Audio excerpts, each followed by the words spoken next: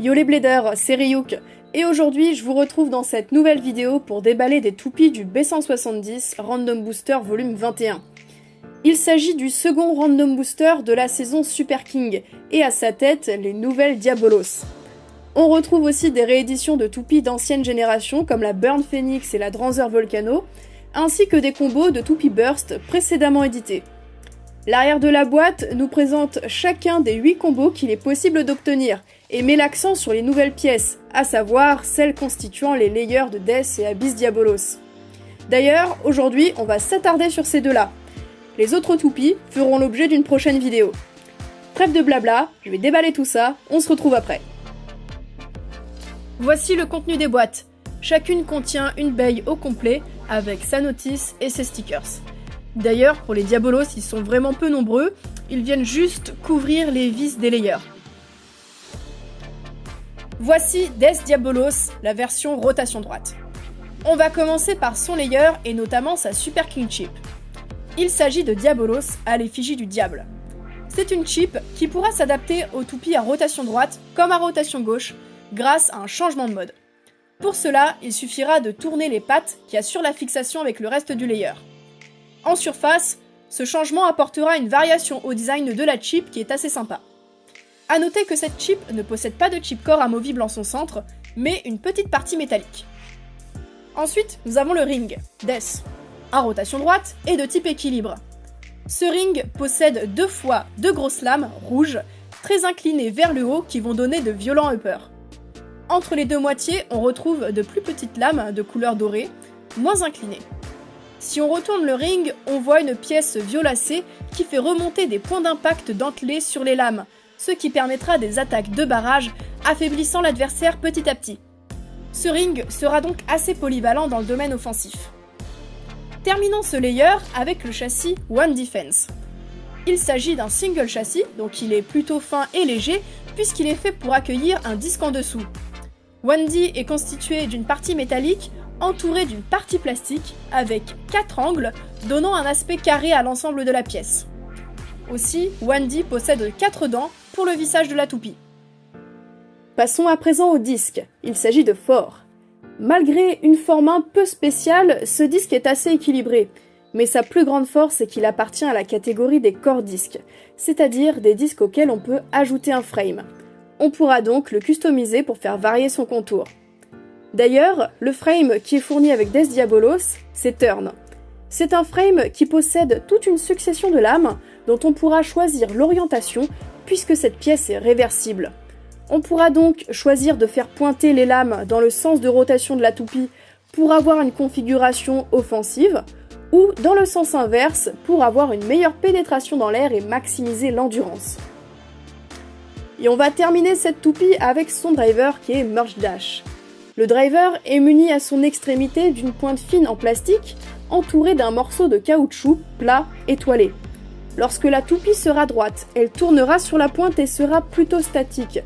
En revanche, lorsqu'elle se retrouvera sur la partie en caoutchouc après avoir penché suite à un choc ou à un lancer incliné, son mouvement aura une vive accélération, ce qui peut donner des variations intéressantes au cours du combat. A noter que lorsque Merge est neuf, la partie en caoutchouc prendra un peu plus le dessus sur la pointe fine, donc dans les premiers temps il sera difficile d'obtenir un mouvement statique.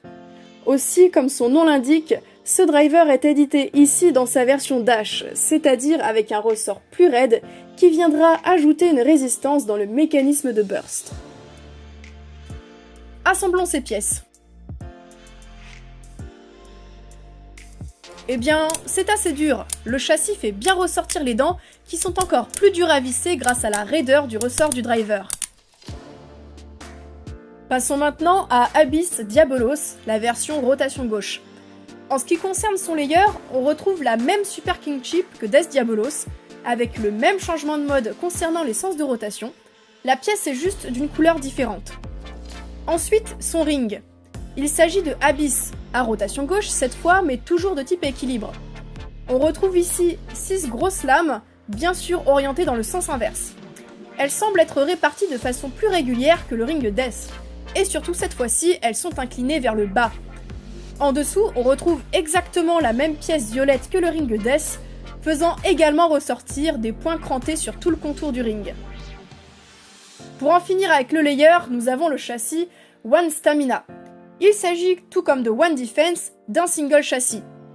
One S est de type endurance, cela s'explique par sa régularité qui lui assurera une bonne pénétration dans l'air. Et on voit que la partie métallique vient recouvrir une large partie sur les extrémités pour ajouter du poids vers l'extérieur pour la stabilité. Si on retourne One S, on voit qu'il possède 4 dents pour le vissage, tout comme One D. Passons à présent au disque. Il s'agit de Five. Tout comme Four, il s'agit d'un core disque. Dans la forme, Five ressemble beaucoup à Four, les pics des lames semblent juste moins pointés vers l'extérieur. En somme, ce disque est un peu plus régulier. A noter d'ailleurs qu'Abyss Diabolos n'est pas vendu avec un frame. Donc on va finir avec le driver qui est Fusion Dash.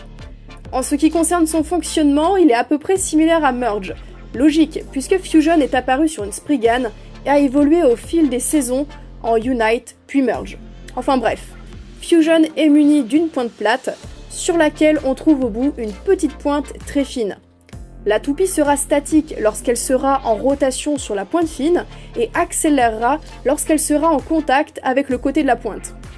Néanmoins, avec ce driver, les accélérations seront moins fréquentes et moins brusques qu'avec Merge.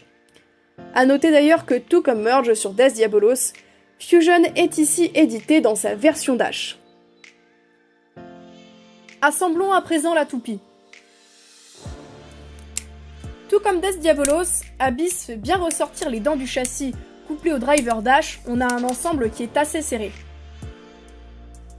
Voici les toupies une fois montées. Malgré un design que je trouve simpliste, j'apprécie bien les associations de couleurs. Aussi, en rédigeant cette review, j'ai constaté que, en plus d'avoir des layers similaires, ces deux toupies possèdent des disques et des drivers similaires. La seule pièce différente est le frame, mais il s'agit, comme on l'a vu, d'une pièce réversible, qui peut donc être adaptée de la même façon aux deux toupies. Je sais pas si c'était voulu de la part de Takara, mais voilà, c'est un fait. On se retrouve cette fois-ci face au stadium pour s'effectuer les tests de ces deux toupies. D'abord, on va les faire tourner chacune leur tour pour observer leurs mouvements, puis après on les fera s'affronter. Je vais d'abord tester la Death Diabolos. Hyper vitesse. Donc là, typiquement, Merge est parti en mode agressif. Enfin, je m'y attendais de la part de ce driver neuf. Ce n'est pas étonnant et je pense pas qu'elle se restabilise de sitôt en statique. Là, elle rejoint le centre du stadium parce qu'elle est bien fatiguée, elle a bien perdu toute sa vitesse de rotation. Elle devrait tomber dans quelques secondes.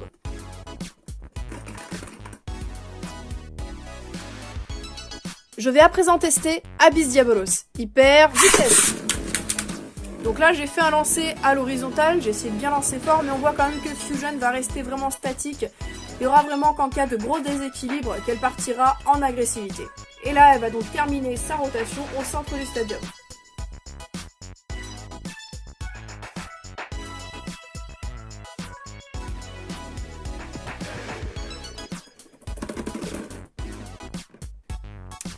Je vais essayer d'effectuer un deuxième lancer pour cette fois-ci tenter d'obtenir le mode mobile de Fusion. Hyper vitesse. Là j'ai essayé de faire un lancer penché avec un petit mouvement de la main du lanceur. On a vu la toupie a pris un petit mouvement assez mobile au début du combat, puis elle s'est quand même très vite stabilisée au centre du stadium en revenant sur la petite pointe au bout des Fusion.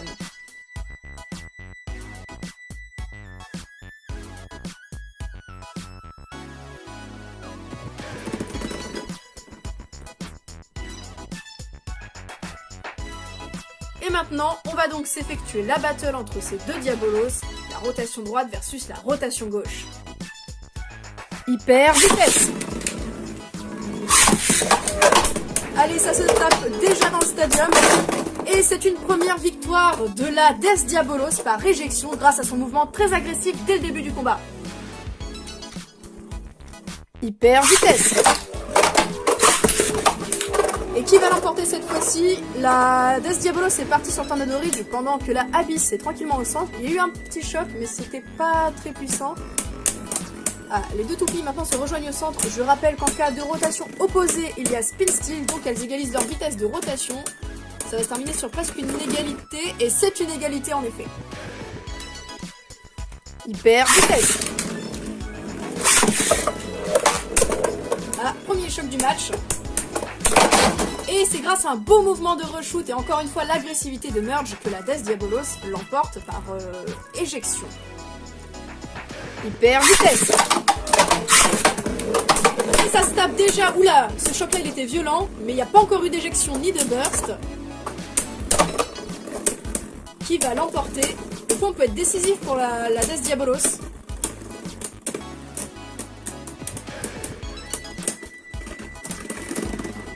Et c'est une victoire sur ce round de très peu par arrêt de rotation de la Abyss Diabolos.